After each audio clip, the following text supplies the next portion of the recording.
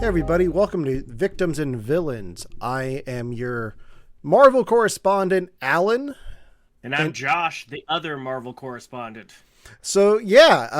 recently Josh and I have been appointed to cover everything Marvel from the MCU films, MCU adjacent films like Morbius coming out next month, and all the Disney Plus TV shows. So we will be your guides through the Marvel Cinematic Universe and more. For Victims and Villains from here on out. So I'm excited for it. I don't know about you, Josh, but Uh, I am too, but it's a lot. It's a lot. The more you think about it, the more like there's only 3 Marvel films coming out next year. Well, MCU films, but then yeah, there's also, like you said, the Marvel adjacent stuff, the Disney Plus stuff. There's a lot coming. And the more you look into it, the more it's like, holy crap! There's tons. We're gonna be talking about Hawkeye next week, so yeah, plenty to talk about. That's for certain. yeah. So next week we're going to be back here doing this too. But today we are talking about, I think the probably the biggest Marvel film to come out in a while. Certainly For sure. box office wise. Today we're talking about Spider-Man: No Way Home, the latest entry into the Tom Holland Spider-Man universe. We're going to try to keep it spoiler free for as long as we can. Once we go into spoilers, there will be a spoiler warning on the screen and it will stay there. So for right now, we're just going to talk about our general thoughts about the film and try to keep it as spoiler free as possible for anyone who has not seen it yet. So I guess my first question is, Josh, what did you think of Spider-Man No Way Home? Uh, it's fantastic. It was fantastic. I think this is what we've been needing. I don't know if we're still technically in phases with the MCU or if they've let that go. I guess if we are, this is still Phase 4, Mm-hmm. and we've been waiting for something. Black Widow was a film. Back in the in-game timeline. Shang-Chi was great in my opinion, but not really a launching off point.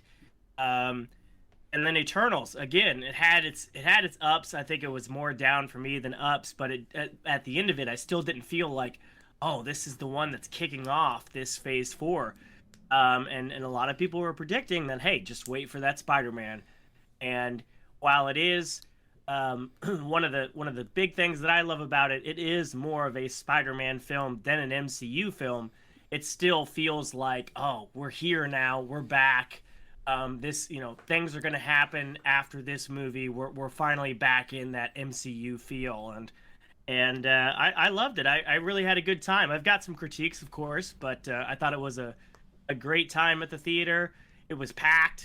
It was the most packed that theater's been in 2 years, Mm-hmm. and I saw it on Thursday night. And I'm normally not one of those people that likes to cheer or I like my theaters quiet, but there were times in that film where I was like, all right, that's justified. You go and have your fun, and yeah, it was a good time. Yeah, I was lucky enough to be able to see this opening night as well. I didn't think I was going to be able to. I was working on a set of a short film last week and we ended up wrapping early Thursday. So I called my wife and I said, "Hey, I wrapped early. I'm going to get dinner with the guys." And then jokingly I said, "I think I'm going to go see Spider-Man then afterwards." She's like, "Well, if you're going to go see Spider-Man, I'll go with you. Like I'll stay up. I'll take a nap and we'll go." I was like, "Oh, okay." Um so she went with me and we were able to find tickets at a last minute showing at like 10 o'clock Thursday night. We were both exhausted the next day, but it was absolutely worth it. I love this film too. I have very few issues with it. Some of the issues I have aren't really with the film itself, but with Sony at large. But no, I think this is a very strong entry into the MCU. I don't know if it's my favorite of the Tom Holland Spider-Man films, but it's definitely in the top two. I can't decide if I like this more than Homecoming or not. Um, but I've seen this film 3 times, um, and I'll probably be going back again before the end of the year. So no, I absolutely love Oh yeah, this. we've got tickets to see it on Christmas Day. Normally, my brother comes into town with his husband, and then my wife and I and them two and my mom go out to see a movie on Christmas Day. So it's always like, what movie are we seeing this year? And so we decided way early on that Spider-Man was going to be that, but I couldn't wait. Yeah, I had to be there opening night.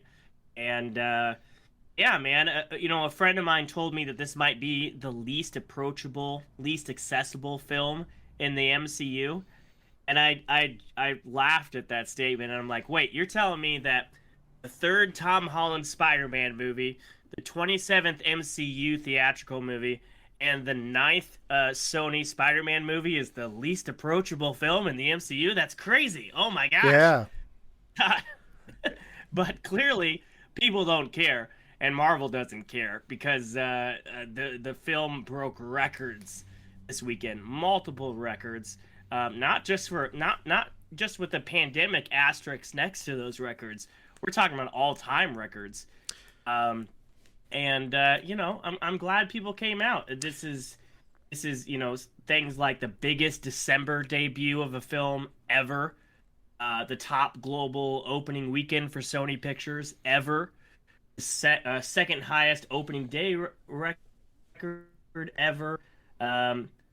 Second biggest domestic opening weekend in history. I mean, the film made $600 million worldwide and 260 domestic. That's incredible for an opening weekend. So good on them. Yeah, it is. Over the weekend, I mentioned I was on a set. The sound guy, my friend Mike, was watching his AMC stock because he bought into that back when that was right before it blew up. He bought into it, and he was watching the stock rise on Friday. I was like, I'm telling you right now, Spider-Man's going to pull in Force Awakens numbers. It's going to do 250 domestic, 500 worldwide. He's like, no, it's not. And then it broke those records. So he was very happy. Yeah, that 600 worldwide is without China. It's crazy. China's been on this trip this year. They don't want any Marvel movies in China. They have greenlit no Marvel films. I think it's something about that they want their highest grossing film in China to be a Chinese film. Yeah. So they have been very strict about what gets over there. And I'm sure some accountants at Disney are pretty pissed off about that, especially with all the hoops they've done for China in the past. Yeah. AKA the whole subplot in Iron Man 3 that Americans didn't see. But 600 million opening weekend without China, that's crazy. That's crazy awesome. Yeah. And with Omicron gone right now, who knows how many of these markets will stay open. I know New York is possible to be closing here. Everything else is closing in New York right now, but it's crazy. It's crazy awesome, and congrats to Sony and Disney for pulling it off. Yeah. So we both saw it opening night. What was your theater experience like? Anything out of the ordinary? Anything special happen that we can talk about? The only out of the ordinary, or at least out of the recent ordinary, was that it was packed. I mean, I am a theater person. I'm also a safety person. I've gotten my vaccine shots. I've gotten my booster shots. When I go out in public, I wear a mask, so I try to be safe, but I like to see my movies in theaters. If I can see it in theaters, I prefer it in theaters. When I see how well this film is done, my heart just breaks for films like Dune, which has done incredibly well. I think it's sitting at like 389 million right now. That went day and date release on HBO Max. So, who knows how well it could have done if it just had a theatrical window, before it released online. But that was the only difference, was that every seat was filled. I mean, I've been going to movies all year, and it's usually I have the place to myself, or I have a really good chunk of the theater to myself, which I'm perfectly fine with. Yeah. I can stretch out and relax, but every single seat was filled. And most people wore masks, which was great. I wore my mask. People around me wore masks. We all had popcorn and soda, so you're pulling it down when you're eating and stuff like that. But otherwise, that theater was packed, jam-packed. Every seat was taken, and I saw it in IMAX, so it was a big screen, big crowd. And it was fantastic, man. Like I said, there were great, fist in the air moments, lots of cheers, lots of hollering. It was a fun time and definitely a fun, energetic crowd to be a part of. And yeah, I was happy to have been there, especially with the film releasing in some markets a couple days earlier. And from what I heard, the bulk of the film being released in clips on YouTube. I mean, I was like desperate to avoid social media at all costs and just trying to get in there as quickly as possible and watch this film without it being spoiled. Yeah, same here. I luckily I was busy Wednesday, like all last week, so I was able to avoid spoilers at all costs. My theaters were packed too. I saw it this afternoon in Screen X, which isn't IMAX, but it does project on the walls beside the screen, so you get a 270 degree image, and that was the least packed that I have seen it, but it was a Monday afternoon, so I didn't expect it to be packed. But the other two showings that I saw were pretty full as well. So yeah, this really brought back people to the theater. So Yeah, well, I mean, it was a great opening weekend. It's a great year for Sony. Sony's been killing it this year. I mean, I'm not a big fan of Venom, but Venom 2 did really well. Don't they also own Ghostbusters? Because they do. Ghostbusters did well as well. So that's three real big hits for them this year, all in the fall. So Mm-hmm. good on you, Sony.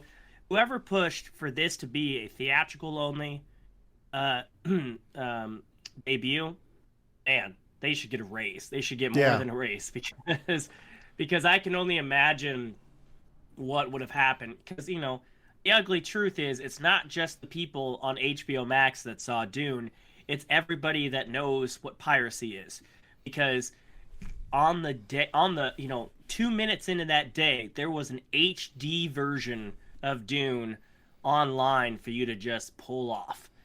And it's like me wanted to see it in theaters and wanted to put money towards it because that sequel was still kind of up in the air. Yeah. But I could only imagine that this film would have just been destroyed. I don't think it would have gotten half of the box office numbers had that happened. So I'm really glad that they trusted it. I mean, it was definitely a dice roll, but holy shit, people were ready. People were ready for this film, and they came out in droves, and I'm sure they're going to continue to come out in droves in the following weeks. Oh, absolutely. Yeah, I don't know if I would have had this film would have had the impact that it had on me had I watched it at home. So I'm really glad I got to see it in theaters and have that theater experience 3 times even. So Yeah. My only other spoiler-free thoughts on this. I know we're talking a lot about the release and box office, not really the movie itself. I thought this was a very strong film. There's definitely a lot of fan service, but it's fan service done right. It's fan service that's earned. It's a story that I think we've all kind of been waiting for Tom Holland-Spiderman. I'll be honest. I didn't. Homecoming has grown on me, and it's definitely grown on me with Michael Keaton. I pretty much anything involving Michael Keaton in that film, I loved from the beginning. The whole reveal that he was the dad, that scene, that was an oh shit moment, and I was like, oh okay, you got me, movie. That was great, But I grew up with old school Spider-Man, man. I grew up with college age Spider-Man, living on his own in New York, trying to get by. And progressively over the last 20 years, they've kept on making him younger and younger. And Homecoming came out, and now you got this, this early high school age Spider-Man. You got MJ, who's not really MJ, but she is MJ. You got Ned. You got all these elements. You got, Iron Man taking over half the film. It just didn't feel like Spider-Man. Yeah. It felt like all these variables with Spider-Man in it. The second one, Far From Home, for me was better. They tackled a villain that we haven't seen on screen before, and that was an interesting way that they did that. It still felt like more of an MCU film than a Spider-Man film to me. I do still love those films, but this film was a Spider-Man film, and and Tom Holland brought his all to this performance, and maybe it just took me time to grow into these characters, but I really felt for him. I felt for Ned. I felt for MJ.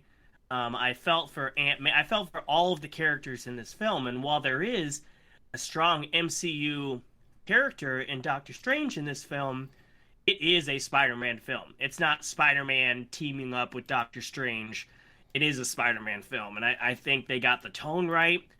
I think they got the story elements right. And yeah, I think without getting into spoilers, I'm really happy with where the film went and the doors that it opens up, and yeah, I think they did really well.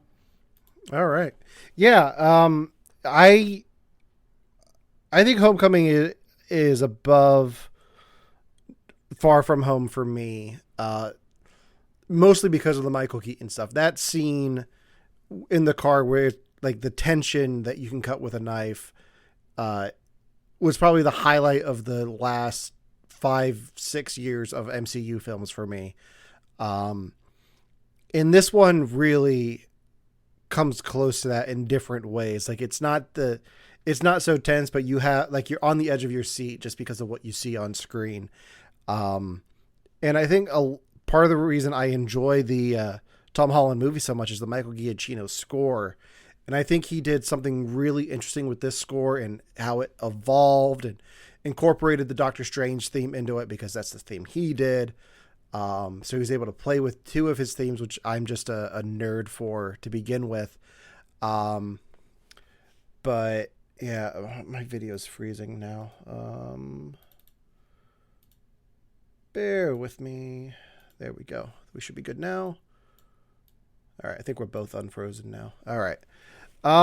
So I think now's the point where I think we have to get into spoilers, because there's not really much else we can say that doesn't really, like, it's hard to talk about this film without getting the spoilers. The fact that they were so late to the game marketing it is because they didn't want to spoil it for anyone. So I think at this point we have to get into spoilers, right? I think so. I think there's so much that happens in this film. I think there's a couple spoilers that a lot of us guessed, whether that was because we saw a Brazilian trailer that showed a little too much of a clip than the American trailer was, or we saw leaked images or stuff like that. There were some things that I definitely guessed and hoped for. There were other there's so much that happens in this film. There were other things that were not even on my radar. But yeah, it's really hard to talk about this film without spoilers. So if you haven't seen this film and you've avoided spoilers, holy crap. Hats off to you.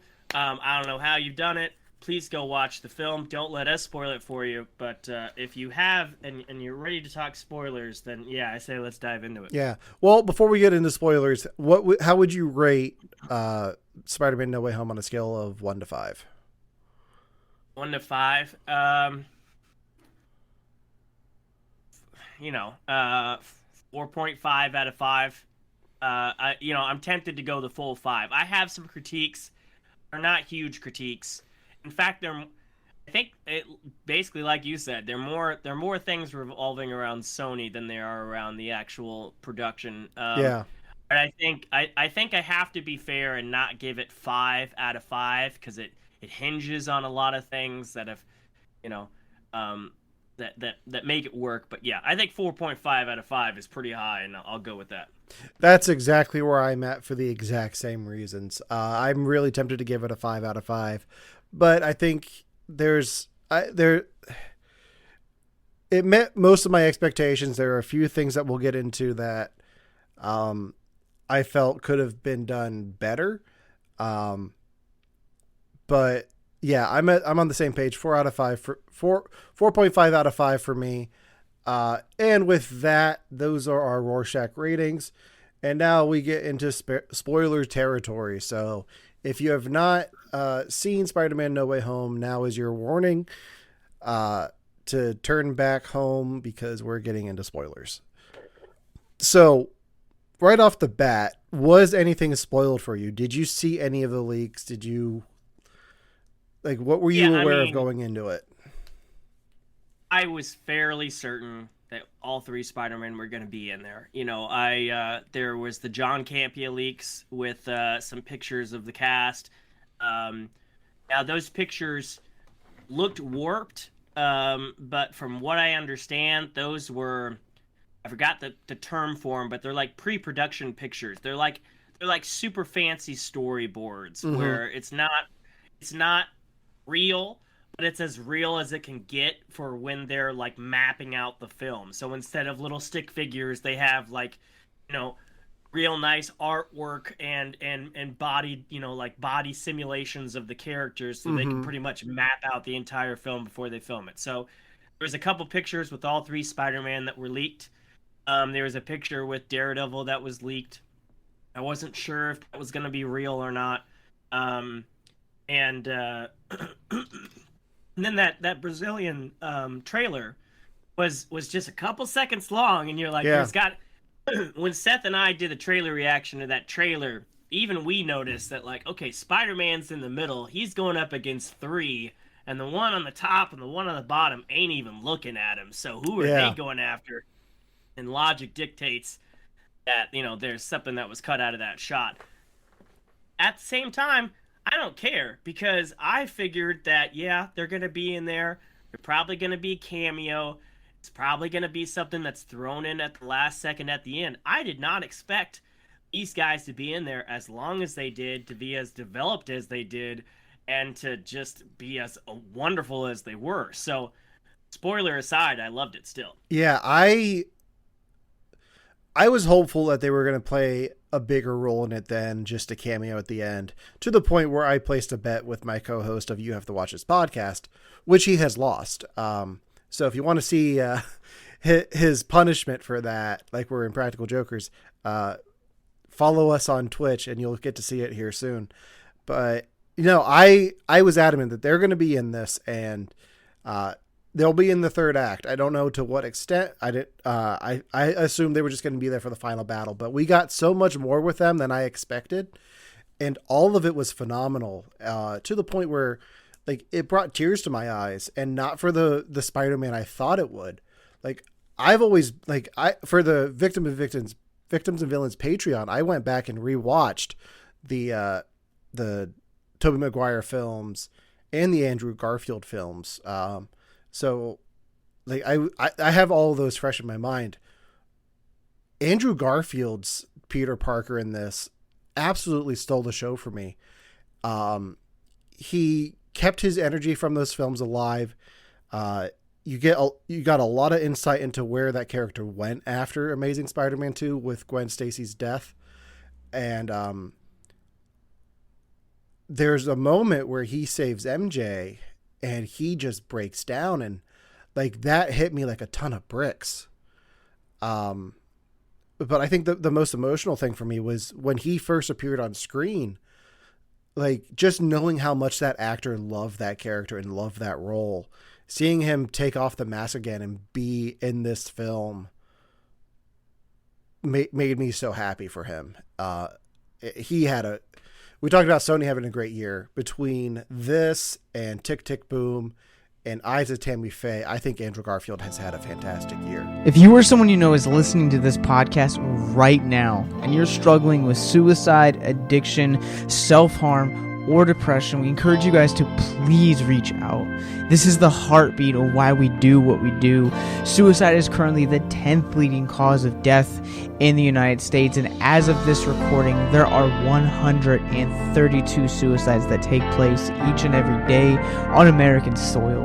And when you scale back internationally, there are 800,000 successful suicides. That is one death roughly every 40 seconds.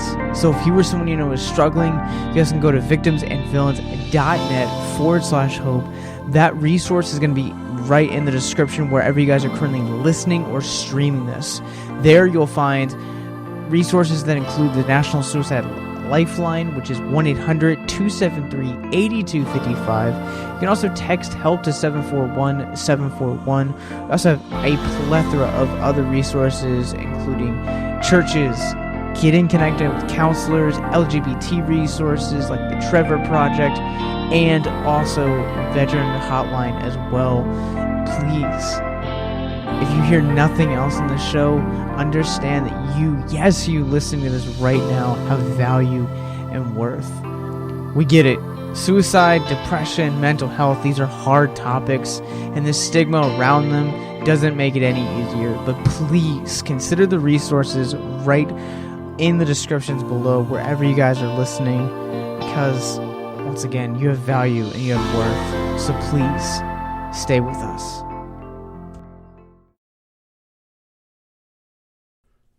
Yeah, and rightfully so. You know, I remember when he was first cast as Spider-Man, and he did that San Diego Comic-Con stunt where he went in the crowd and was wearing a really shitty Spider-Man costume, and he took off the mask.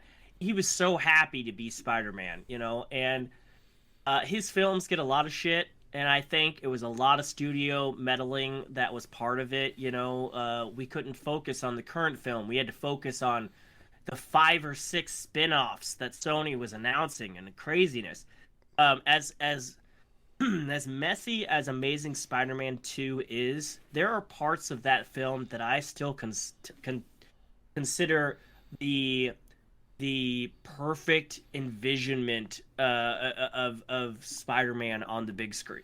There were moments in that film that I was like, we've never seen Spider-Man so well done, so comic accurate, from the tone, from the action. There were certain scenes in that film that I loved. The scene where he's helping out that kid with his science project. The scene, you know, where he's juggling all the stuff in the truck, you know, and of course the Gwen Stacy death. They did a lot of things in that film really well done, and I was heartbroken when he didn't get his 3rd film. I thought he needed one more film. I really wanted one more film for him. And what I loved about this film is that he gets redemption in so many ways, as a character, as an actor who deserved more praise than the shit that he got because of those films. I think a lot of people are coming out of this weekend thinking, holy crap, I'm so glad Andrew Garfield's back. There's even reports of them considering another Andrew Garfield film, which are probably, you know, a little too early to be talking about that. But I'm so glad that he was back, and I'm glad that we got just that little glimpse of how these Spider-Man are later. You know, he's talking about he's still dealing with this trauma. He stopped pulling his punches, and you could see the pain in his face when he's talking about that. And then Tobey Maguire's over here, which they made the awesome decision to not de-age him. You know, he is the older, experienced Spider-Man that is living life, but clearly still has, you know, some drama going on with MJ, and his life isn't perfect, but he's an experienced, aged Spider-Man. And I think that's one of the greatest parts about this film, is that just the little windows we get into their lives. It's nice to go back to those characters that we knew and that we loved and we missed. Yeah, there's a moment between Tobey Maguire and Dr. Octavius where Dr. Octavius is good again, and he like embraces Peter, like, Peter, you're all grown up. How are you? And like that moment, like, it took somebody on the internet to point it out. Like, he's not just talking to Peter there. He's talking to the audience. Like, you're all grown up now. How are you? I was like, oh man, like that just pulls at my heartstrings. Like, and like his response is perfect. And it's one of the many callbacks to lines in other films. Like, I'm trying to do better. Like, it's like the only thing that would have made that moment better is like, brilliant, but lazy. Like, they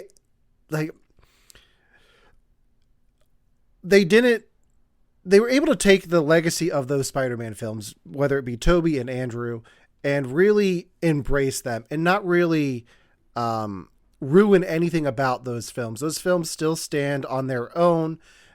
This just gives you like bonus content with those characters and bonus. I don't even know what I'm going for, but it just gives you more. Like, those films are still what they are. And this, part of me was worried that they were going to maybe take like doc-ock and kind of ruin what was done in Spider-Man 2, but they were really careful with the legacy of those films. And I don't think they really diminish anything that happened before this film at all. But and I think the reason why they don't do that is for two main things. One, the writers chose not to do alternate versions of these guys. We recognize these guys as the villains from these films, so the writers gave us the villains from those films. In fact, some of these, the last time we saw them is the last thing that they remember, so it's literally the villain we remember. Mm-hmm. So that's part A of that. Part B is you've got actors like Alfred Molina and Willem Dafoe that give it their all. I mean, they could have came in here and been like, look, guys, Spider-Man 1 was 2002. Spider-Man 2 was 2004. It's been almost, 2 decades. Just pay me. I'll do a decent job. I'll phone it in. No. They brought their all back to these characters. They embodied the characters that they were back then, and you believed it. Mm-hmm. It wasn't just the same face. It was the same characteristics. It was the same personality, and they gave it their all, especially Willem Dafoe. He is a force to be reckoned with in this film, and I loved it. Of all the villains that they brought back, he is the worst. He is the superpowered one, and he makes sure you remember it because he wrecks house in this film, and I loved every scene that he was in. At first, I was worried that they had neutered him with kind of how he's introduced, but he comes back with a vengeance, and I was like, yes, well done to the actor, well done to the writers, just fantastic. Yeah, and he said when he was brought back, he didn't want to just be a glorified cameo. He wanted the action. He wanted to be what he is in this film, and they absolutely delivered that. Because I guess they approached all these actors before they even wrote the script to be like, just to kind of see who wanted to be involved. And I think Paul Giamatti was the only like hard no. He's like, yeah, no, I'm not doing that. But they took the characters and like some of the critiques of them, like Green Goblin. One of the major critiques of the first film's Green Goblin is that helmet, and they destroyed it immediately. They got rid of to quote Weird Al, that Power Ranger mask, and you got to see Willem Dafoe be creepy with that smile. And same with Electro. They took they took everything that everyone had issues with the look of Electro, and he wasn't blue this time, and they gave him like hints of his comic book costume, and I think that was phenomenal. Yeah, they did the same thing with Doc-Ock. I think everybody loves Spider-Man 2. You've got the poster up right behind you. One of the major criticisms of that film is, okay, he's got tentacles. He's not super powered. How the hell is he taking full-on punches to the face from Spider-Man? That should have knocked him out cold from punch 1. Yeah. He's not punched once in the face in this film. It's a tentacle versus tentacle fight. For all them tentacle fetishes out there, you're going to get a lot of it in this film. Yeah. But that's, I noticed that immediately. I was like, oh, okay. Someone's actually taken the time to choreograph this so that it is fair. But then when Willem Dafoe comes back, you're like, that's right. Not only is he batshit crazy and flies around on a thing, he's actually superpowered. He actually went toe-to-toe with Spider-Man in the first film because he could. Mm-hmm. And in this film, he's literally beaten the crap out of Tom Holland. Because Tom Holland's never really faced anybody that's superpowered that could take him on, one-on-one like this. I mean, you had Mysterio who had gadgets. You had, Vulture had gadgets. He had a view to kill for sure, but he wasn't super powered. Willem Dafoe was straight up putting Tom Holland through the floor, multiple floors, and he wants chaos and he wants to kill him. And I was like, yes, this is, our Spider-Man needs a true challenge, and Defoe was there to present it. And I think what was even more fascinating to me than the Goblin stuff was just the Norman Osborn side of Willem Dafoe's performance, because you don't get to see much of Norman being Norman in Spider-Man. Like, after he's transformed, you get a little bit, but Goblin really takes over that role. Here, you get a lot more Norman, and like him offering Peter a job if he wants to commute universes. Like, I really enjoyed the dynamic that Norman Osborn had with Peter Parker here. But the Goblin performance was just phenomenal. And the look that they gave him, like just that purple hood over the suit, I think was exactly what Green Goblin needed to be for this. Sure. Have you ever seen like the behind the scenes stuff with the original mask that they wanted him to wear for Spider-Man? I mean, that had animatronics in it. It was creepy as hell. For some reason they thought it was too scary for Spider-Man, so they went with that stupid Power Ranger looking thing. I am glad that they got that away. But this is Willem Dafoe. He does all the facial stuff you need. I mean, you need somebody to look crazy. He's got it. If you've never seen The Lighthouse, it is both terrifying and comical. It's crazy, his performance in that movie. He brings his A game here. And I was worried. I'm not going to lie. I was worried because it did feel like, okay, we're going with this side of Norman. And while it is interesting that we haven't seen that, or at least we haven't seen it since the change, I was like, please don't neuter him. Please, don't bring him back just to play this role.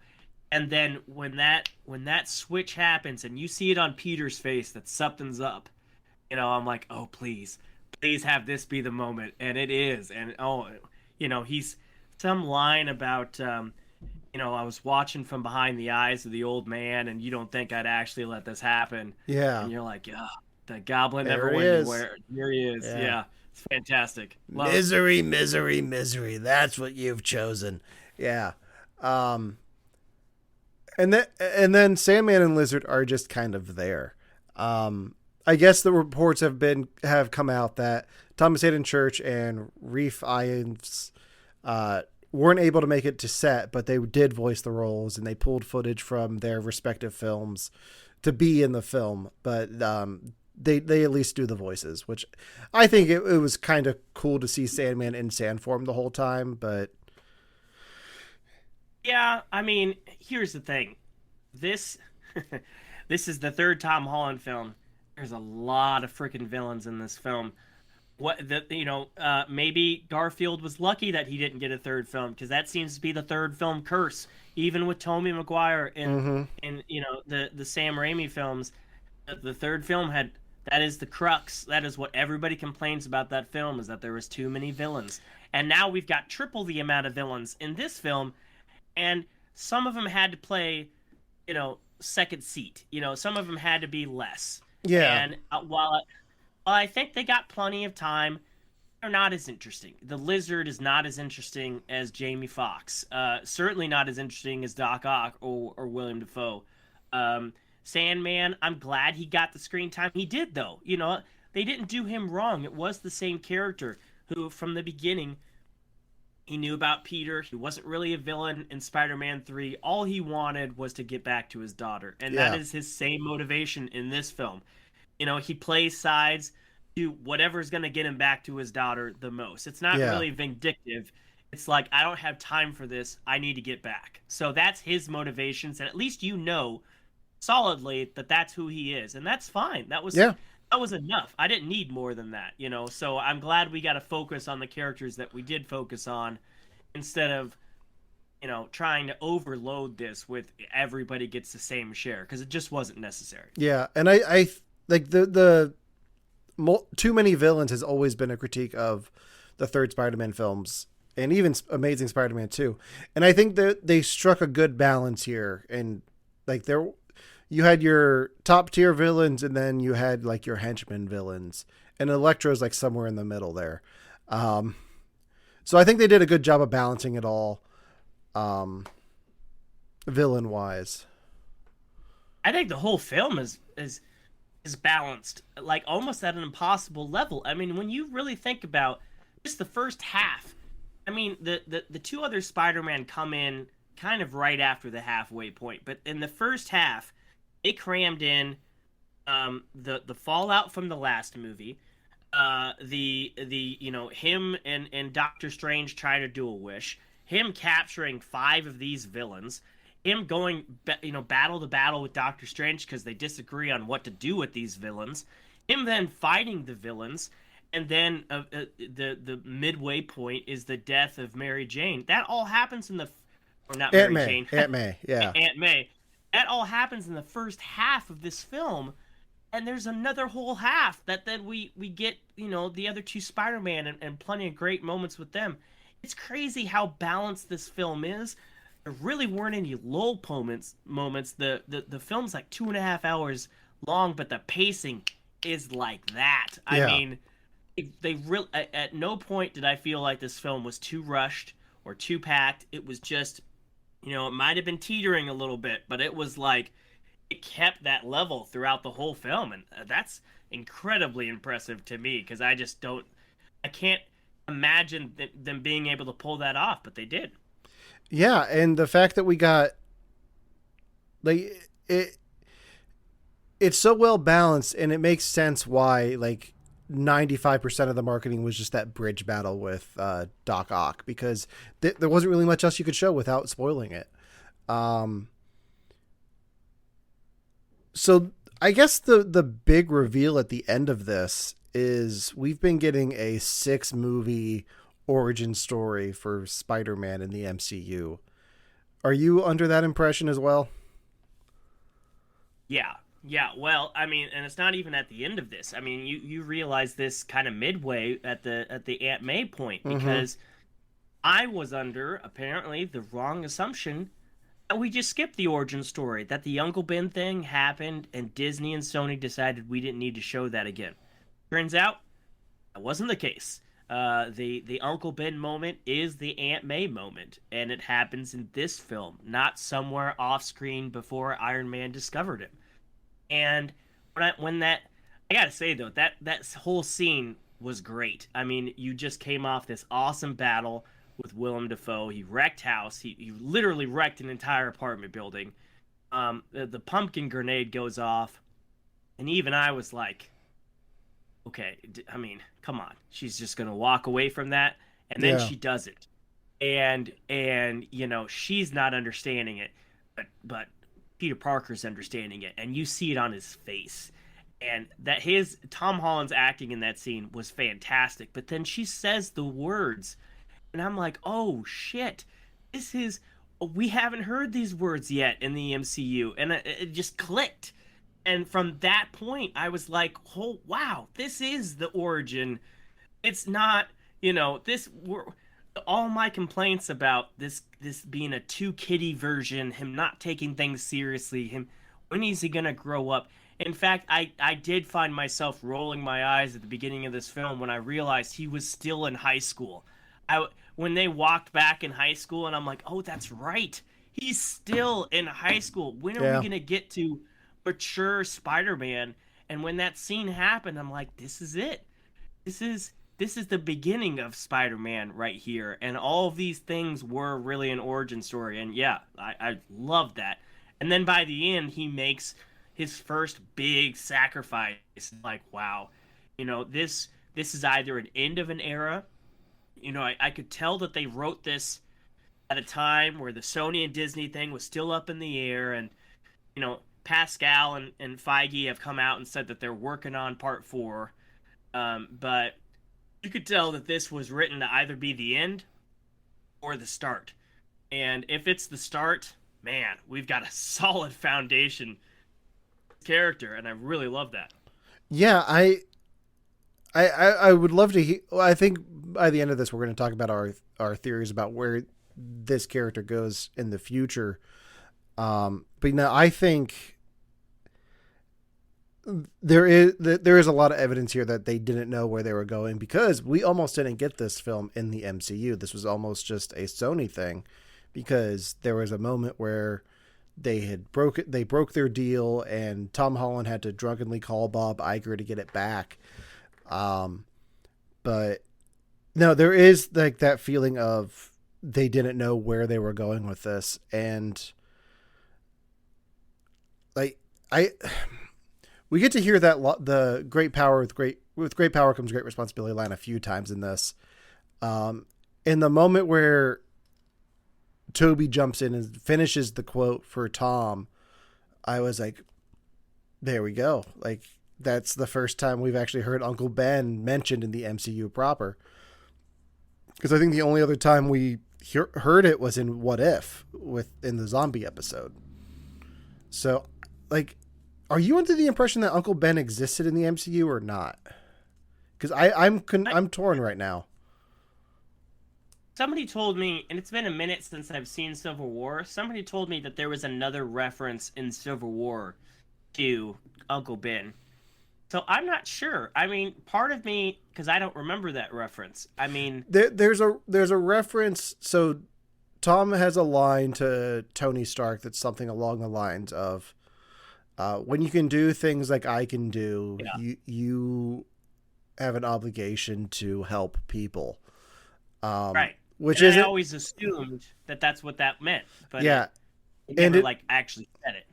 And then in Homecoming, he says a line to Ned about, and May's been through so much already, she can't find out about this because it would be too much for her. So it's always been implied that Uncle Ben existed, but like May's tombstone is by itself. Right. And we never really see May dealing with that, you know. Yeah. She's dating just fine. There's no, like, I think I read somewhere part of the agreement was they weren't allowed to use the words Uncle Ben in the MCU. Really? Yeah, I think it was Uncle Ben, Mary Jane. I think there were some of them they just couldn't use. They could use MJ, and that's why you get Michelle Jones. And I think they've kind of loosened that up a little bit. That's why you have Michelle Jones Watson in this one. Like, it's not Mary Jane Watson. It's right. So I don't know the legality of it all.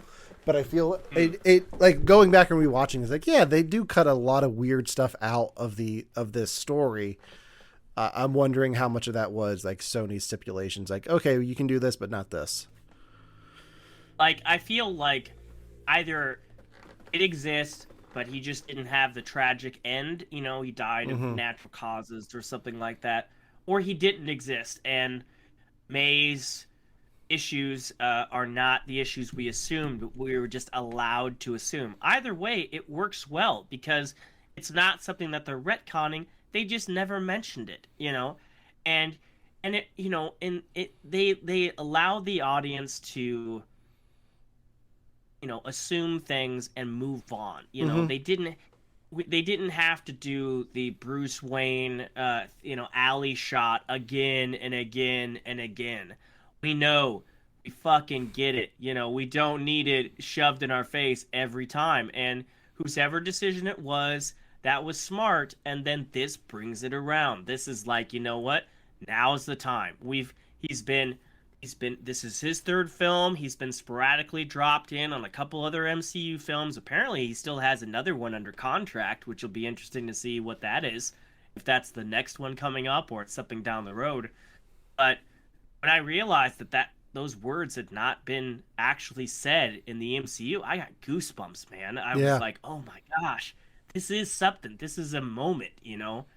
And, yeah, I think that was just really cool. And you know, Marissa Tomei did a great job as Aunt May. She was an earned character in this film, in this franchise. I felt for that loss. I felt for him, and he did a great job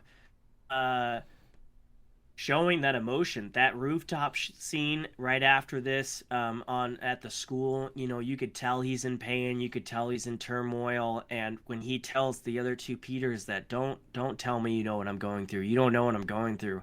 And us as the audience are like, oh, yeah, man, they do. Yeah, they do. They do. You just got to let him help you, buddy. You know, and that felt great. It felt like two aged, experienced, worn and torn Spider-Mans, you know, bringing in the new kid. And it was great. It was a great moment. And then the moments after that, you know, the science montage, the hanging out on the Statue of Liberty and just talking for a bit. I could have had a whole film with that, you know. This action aside, I just wanted more. And I'm so happy we had so much, because I really didn't expect this much interaction and this much little things that, yeah, I think in lesser films, I would have said, they held on this scene a little too longer than they needed to. No, here I was like, keep it up, man. You Yeah. can have the villains like get stuck in traffic or something for another hour, because I could listen to this all day. I loved every moment of it. Just give us a whole Disney Plus series where it's just Tobey and Andrew Spider-Man hanging out. Like Right. I would be all okay with that. I don't know if we want to I don't know if you've heard the rumors, but the end of the film made it look like Tobey was going to die. Have you heard the rumors I've about? heard some rumors. There were rumors That Feige was the person that shot that down. Mm-hmm.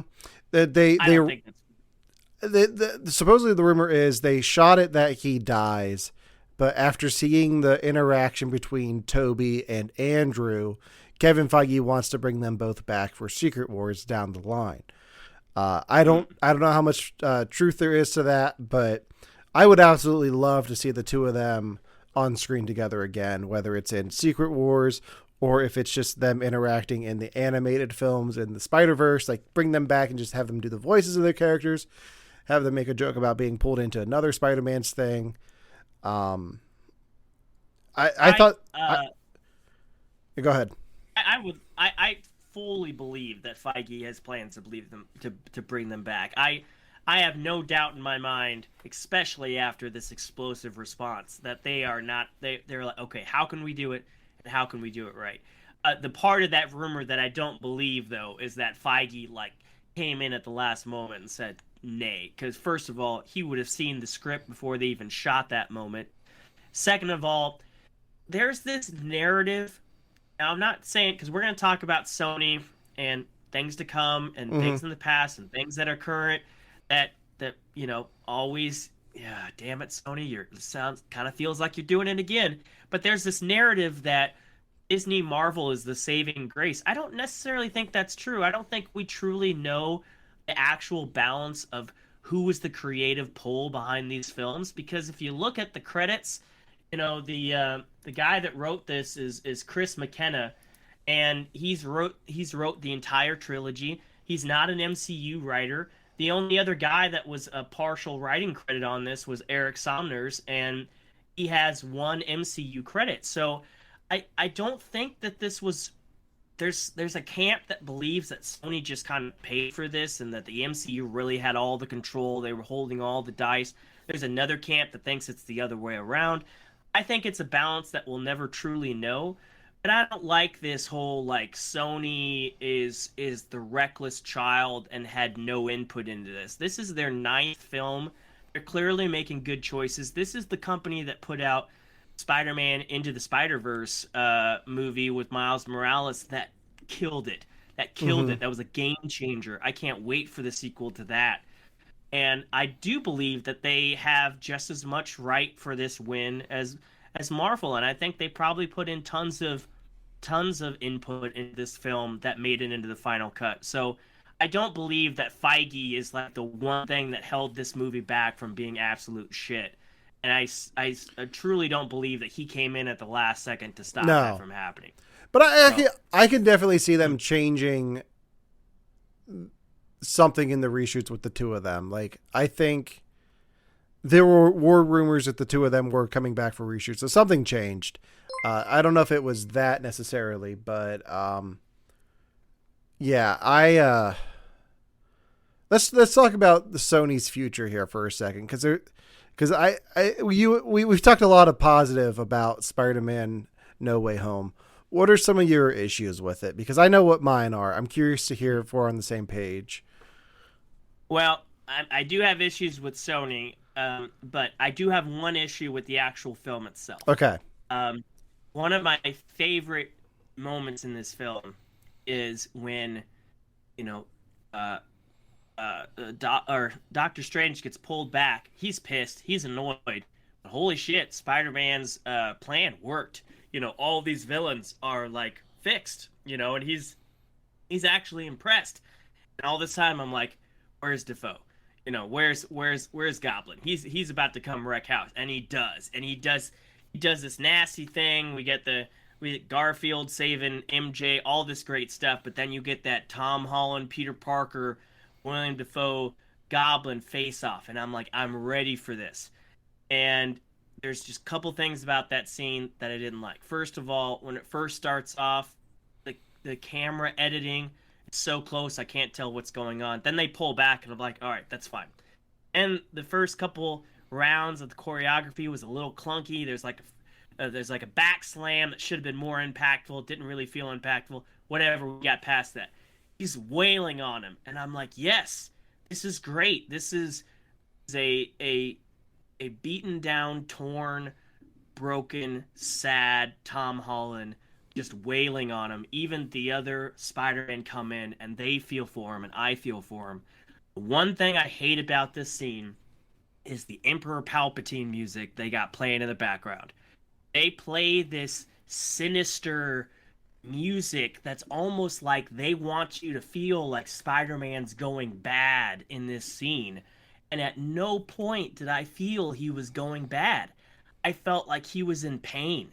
I felt like he was broken, and he was wailing that pain on Willem Dafoe. And I wanted this emotional swell orchestra in the background to really hone in on that pain. Instead, I swear to God, we got the actual... It's not the actual, but it might as well have been the actual Emperor Palpatine music. It's like the choir and the tones and everything. And we actually see the little Lego Emperor Palpatine later on in the film. But I really did feel like they wanted you to think he was going bad in this scene. And he wasn't. He was just in pain.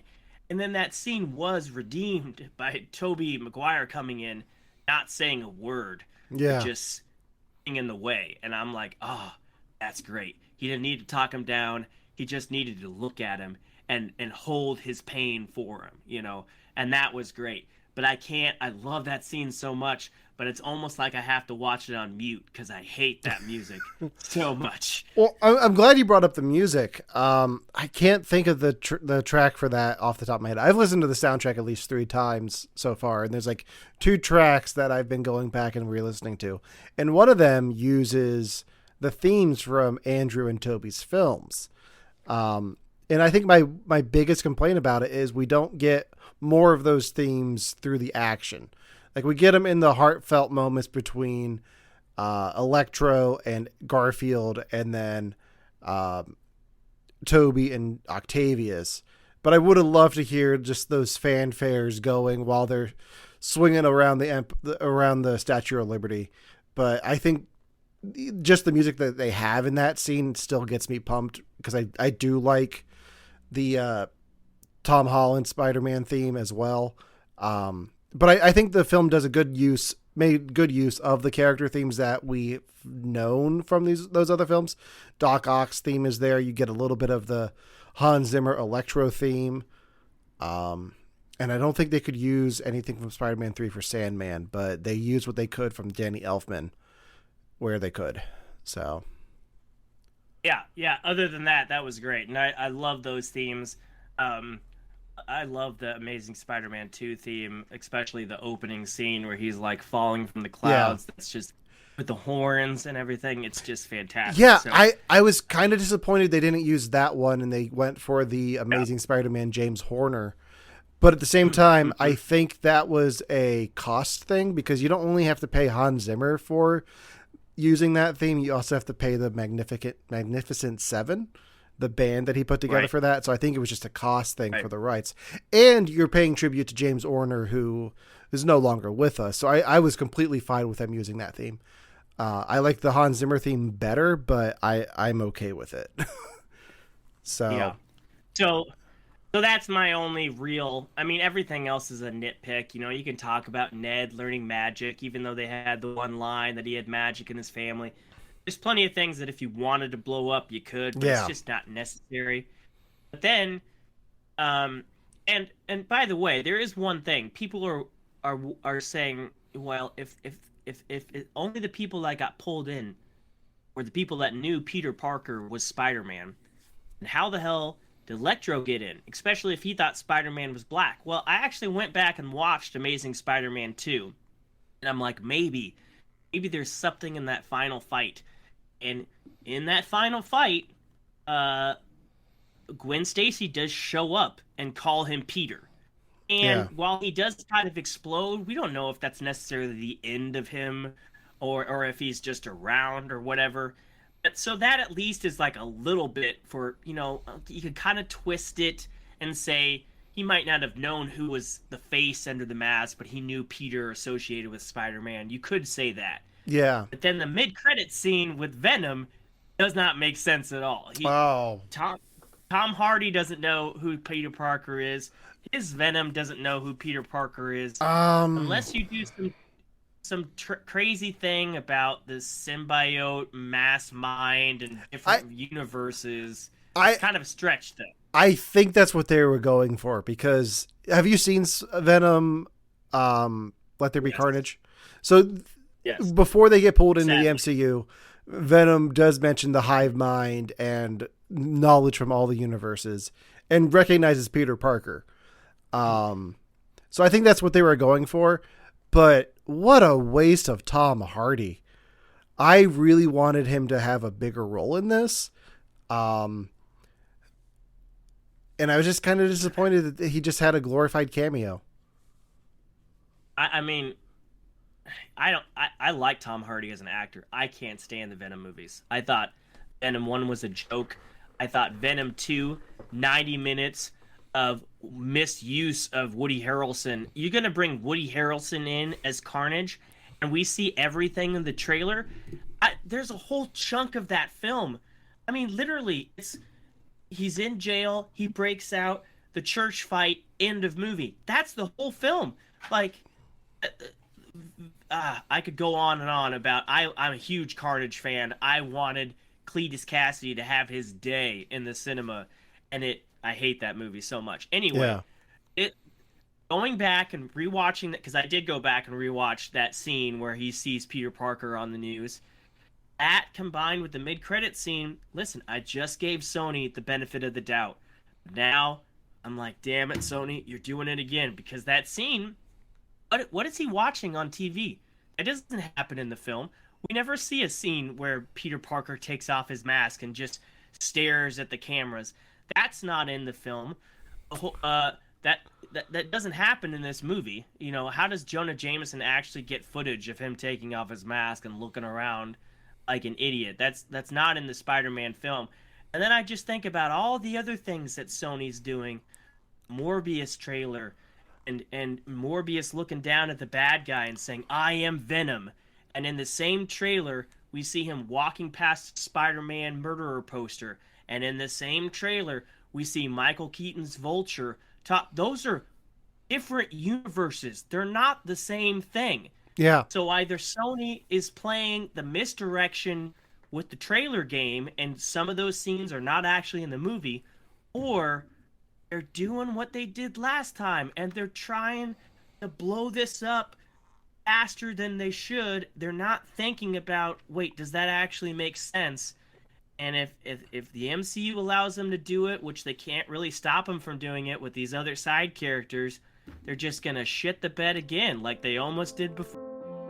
How would you guys like to help us get mental health resources into schools, conventions, and other events? Well, now you can.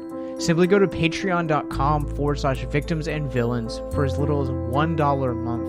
You guys can help us get mental health resources into current and upcoming generations, educate and break down stigma surrounding mental health, suicide, and depression. And you get exclusive content that you can't get anywhere else. And you guys can tell us which Nicolas Cage movie you want us to cover, and we'll do it. All it takes to get started is to go to patreon.com/victims and villains, or simply click the link in the episode description wherever you guys are currently listening or streaming this episode. Pick your tier and get started today. Yes, it's that simple. So quickly select the tier that you want and help us get hope into the hands of the depressed and the suicidal today.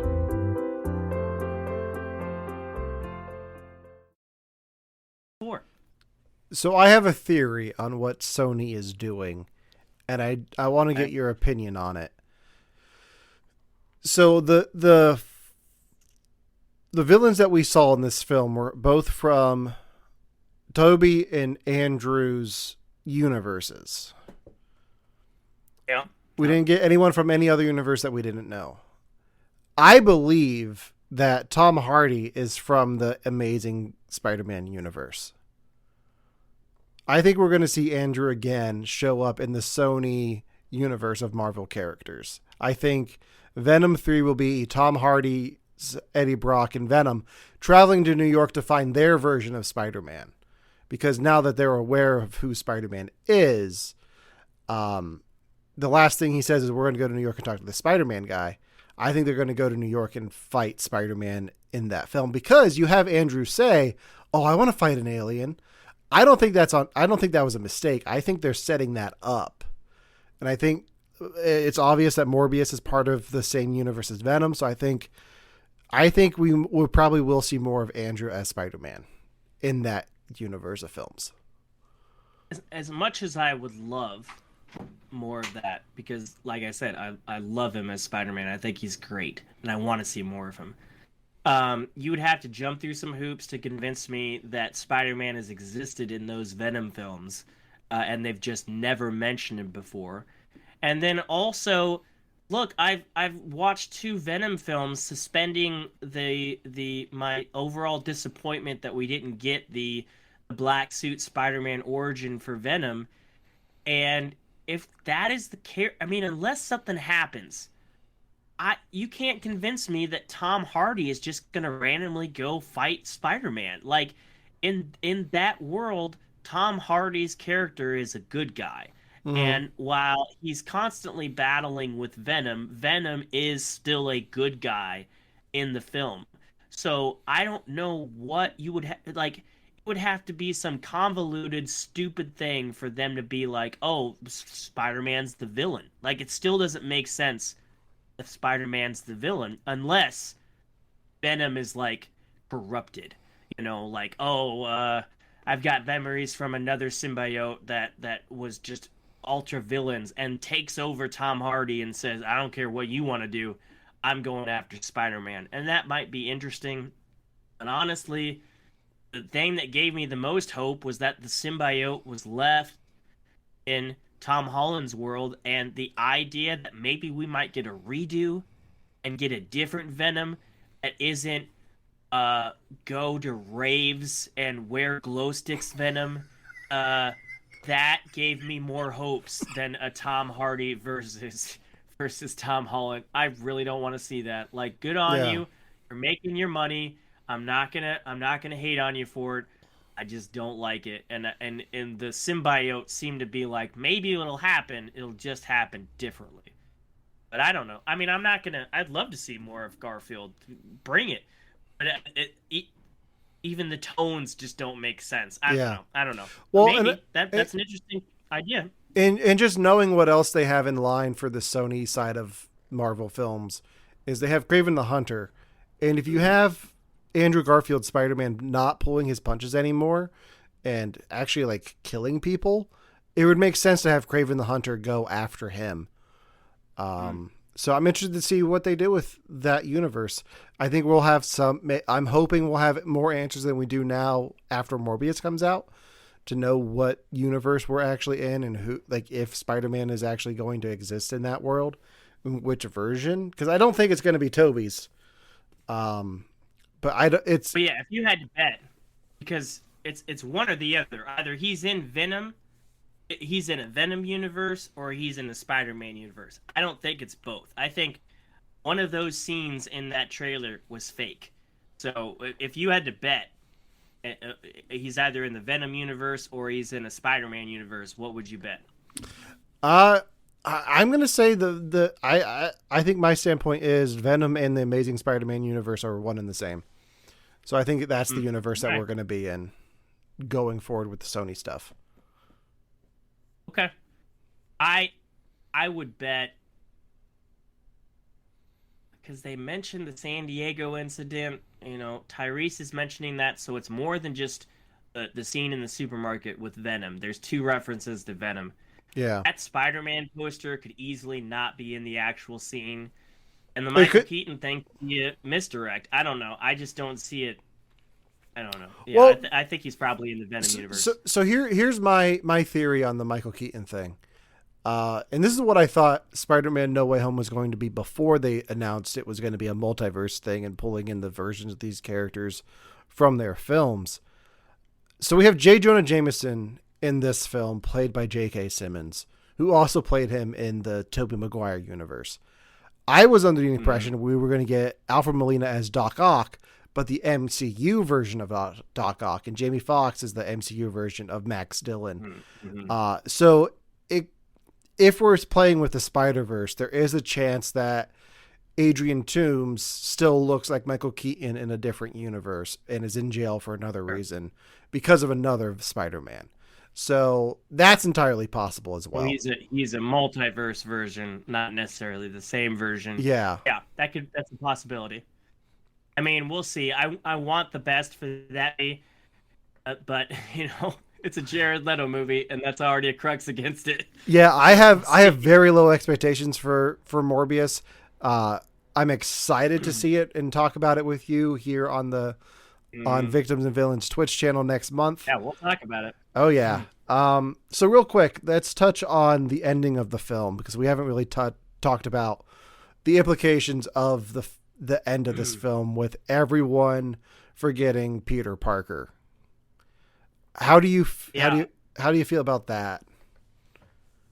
I thought it's a little convoluted, but I thought it was a smart. Once I realized that this is all an origin thing, I thought it was like a smart, fresh start. Again, I do feel like it's just another example that they didn't know what the future of Tom Holland-Spiderman was going to be. So this is either an end of an era film or it's the beginning. And if it's the beginning and we see more of him, this is a great launching off point. I thought it was a heartbreaking scene where he went to the coffee shop and had this speech. We've seen this scene in so many other romance films where one side forgets, come find me. And then they prepare the speech. We've seen this so many times. He goes up there. He's about ready to give his speech. He sees the Band-Aid and realizes, if I do this again, I'm opening them up to harm potentially again. And that was great. And it was a great scene. And the implications of just all the little things that they did, like he's got a GED book because he doesn't have high school records, and he's got to make his own suit because the Stark tech isn't going to work for him, stuff like that. Is or at least he doesn't have a Stark Tech representative anymore. I really liked that. I liked the, now he is on his own in an apartment.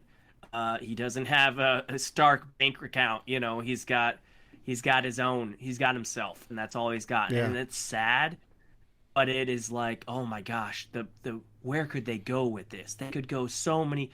Jonah Jameson's got a studio now.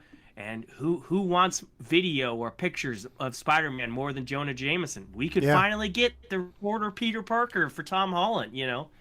That could definitely be a way that he makes money in the short term. So I really liked it. I thought it was an interesting move. I loved the happy scene at the cemetery. I thought that was great. And it really did like put you face to face with somebody and just see how it would play out, Yeah. That's another example of someone that knew both and okay, how's it gonna be? The only thing I wasn't really clear on is if Doctor Strange knows or not. I think it's assumed that he doesn't know, but he's clearly done this spell before where he is the only one that remembers.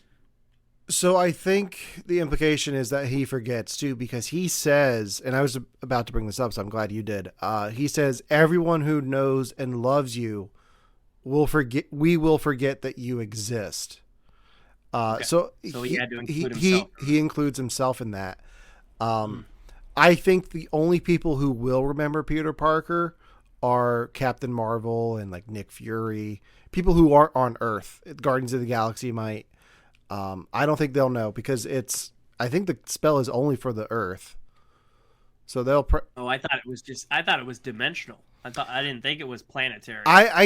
The way the spell goes out and just it looks like it goes off around the horizon. So I think it's only for the world.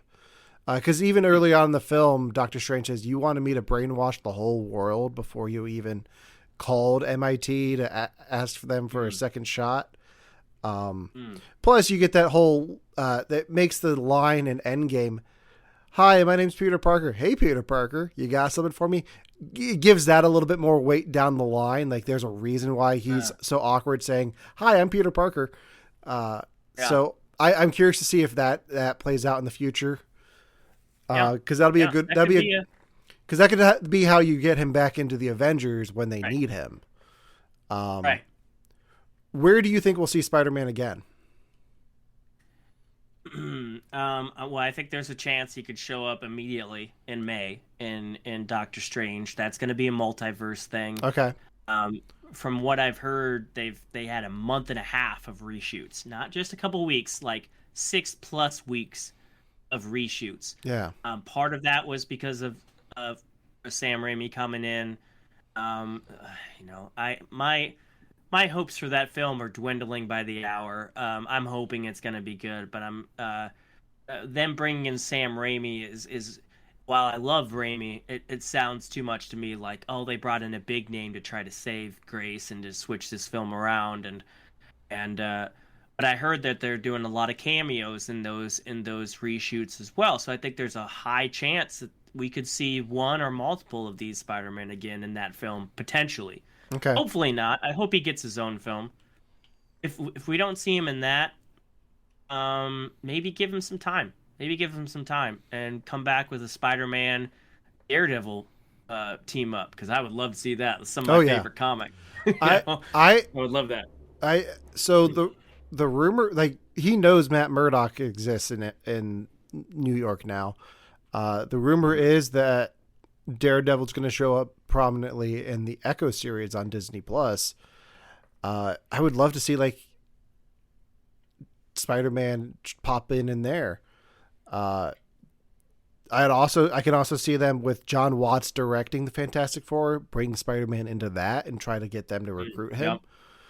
Because that is how Spider-Man was introduced in the comics, was they wanted him for the Fantastic Four. That's like the second issue. But there's also people who believe that at the end of this film, he's swinging off to go help Hawkeye and Kate Bishop in the finale of Hawkeye.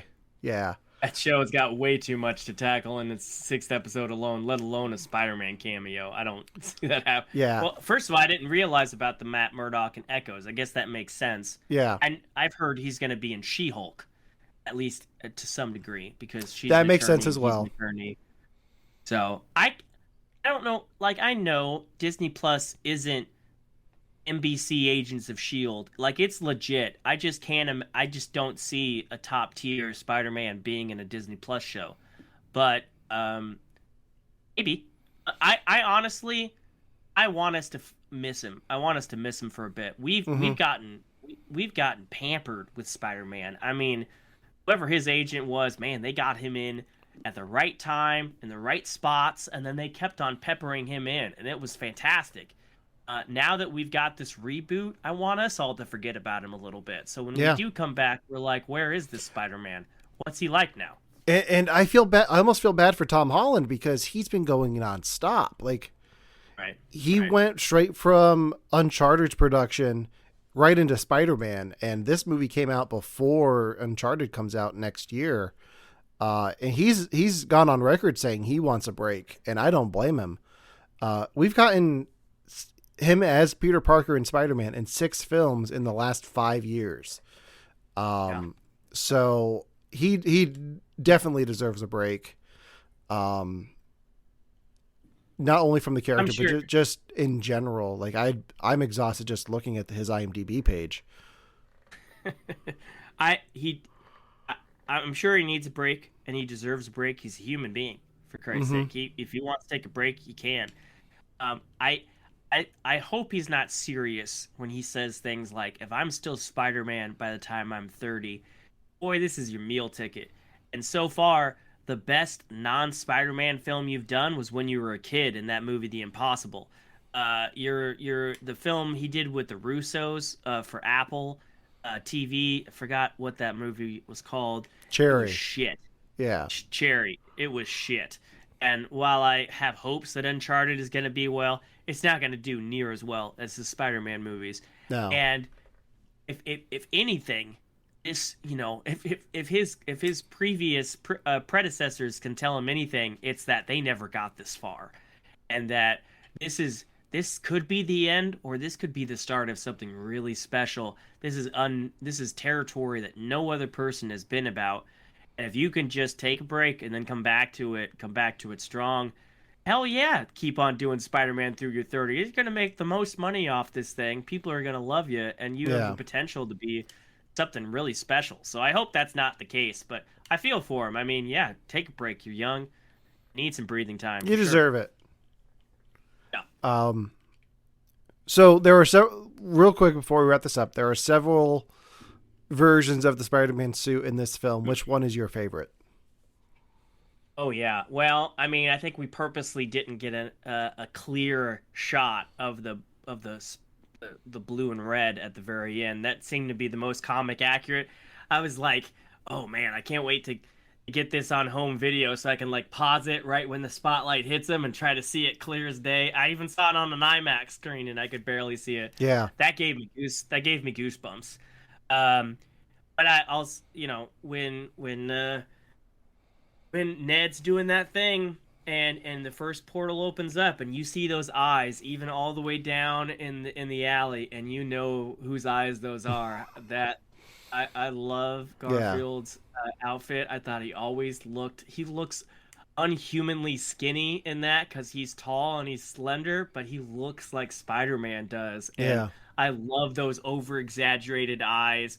And while I've learned to appreciate the CGI eyes and the mechanical eyes that Tom Holland has, I love that suit. So yeah, I think Garfield's suit is the best still for me. Okay, I'm a fan of Tobey's. I've got my version of it here.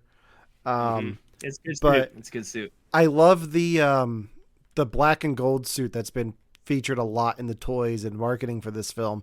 It's just his regular suit turned inside out. And it took me a minute. It took me a minute because I was like, wait, did I miss something? And then once you get some actual light in the picture, you see the wires and stuff. Yeah. I love how they got us with that, because everybody was like, is this a different Spider-Man? Is this a magical Spider-Man? Nope. Yeah. Just inside out. That was great. All right. So I think that about does it for our review of Spider-Man No Way Home. We will be live again next week.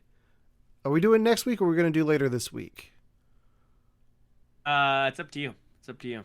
I know my Christmas Eve night is pretty busy, but Christmas is this week. It comes out Wednesday. So I mean, it's up to you. If you have some time, we'll see. Yeah, we'll see. My Christmas plans are all up in the air. So to find out when we're going live with our review of Hawkeye from Disney Plus, make sure to follow Victims and Villains on Instagram, Twitter, and Facebook, and right here on Twitch as well. And till next time, Josh, where can everyone find you on the internet? I'm out there. Nerf Herders Assemble is a podcast I do infrequently with Seth. We just had our Spider-Man talk. We talk about some of the same shit. We're looking forward to more. I mean, this fall has been fantastic. It's kind of been a dry period with a movie once a month, and now it's like, oh, we've got all these movies. We're just unloading them. I've been watching a ton of Apple TV stuff that we're going to be talking about on Nerf Herders. Netflix is dropping movies left and right, like the Sandra Bullock. I just muted myself. My bad. So anyway, I'm on Nerf Herders Assemble. I also write science fiction and fantasy and horror books. So if you want to look at those, Fierce Literature or fiercelit.com. Otherwise, you'll find me on here with every new upcoming Marvel property. What about you? You can find me on You Have to Watch This podcast. We will be doing our Spider-Man review tomorrow night, right here on Twitch and Facebook and Instagram. I figured out how to go live on Instagram from my PC, so that'll be fun. Along with our Spider-Man review, we're also doing our holiday special, where we'll be talking about some Apple TV stuff. We'll be Okay. We each picked out a Christmas themed episode of our favorite TV shows. So we'll be watching the Christmas special from It's Always Sunny in Philadelphia, BoJack Horseman, and my choice, which was Ted Lasso. Oh wow, that's great. So you can find us here. Ted Lasso one. That was good. Oh yeah, you can find us here on Twitch. You have to watch this podcast on Instagram and Facebook. And of course, you can find Victims and Villains on YouTube, Instagram, Twitter, and Facebook. You can also visit victimsandvillains.net for all your mental health resources and suicide prevention resources as we promote mental health and well-being through pop culture. So until next time, for Victims and Villains, I'm Alan. I'm Josh. And we'll see you next time. Take care. See you later.